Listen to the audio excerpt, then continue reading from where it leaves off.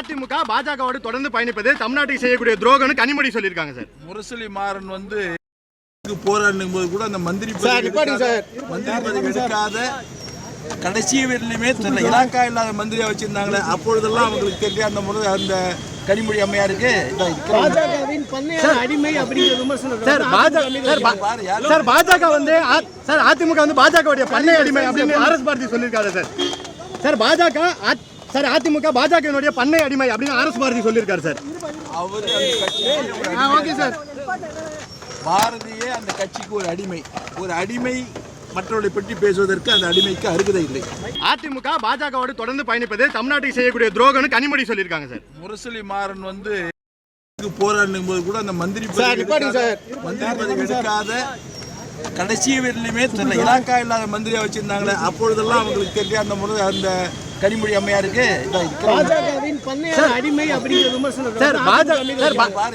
பாஜக வந்து சார் அதிமுக வந்து பாஜகவுடைய பண்ணை அடிமை அப்படின்னு ஆர்எஸ் பாரதி சொல்லியிருக்காரு சார். சார் பாஜக சார் அதிமுக பாஜகவினுடைய பண்ணை அடிமை அப்படின்னு ஆர்எஸ் பாரதி சொல்லியிருக்காரு சார். அவர் ஓகே சார். பாரதியே அந்த கட்சிக்கு ஒரு அடிமை மற்றவர்களை பற்றி பேசுவதற்கு அந்த அடிமைக்கு அருகதை இல்லை.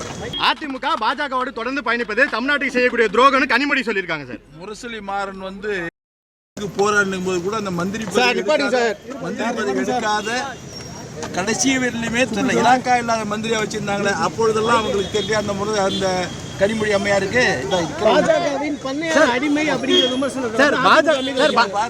பாஜக வந்து சார் அதிமுக வந்து பாஜகவுடைய பண்ணை அடிமை அப்படின்னு ஆர்எஸ் பாரதி சொல்லியிருக்காரு சார். சார் பாஜக சார் அதிமுக பாஜகவினுடைய பண்ணை அடிமை அப்படின்னு ஆர்எஸ் பாரதி சொல்லியிருக்காரு சார். அவர் ஓகே சார்.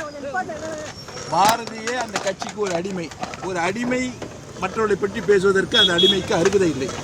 செய்திகளை உடனுக்குடன் தெரிந்து கொள்ள கீழ்கண்ட கேபிள் மற்றும் டிடிஎச் நெட்வொர்க்குகளில் எம்நாடு செய்தி தொலைக்காட்சியை காணுங்கள்.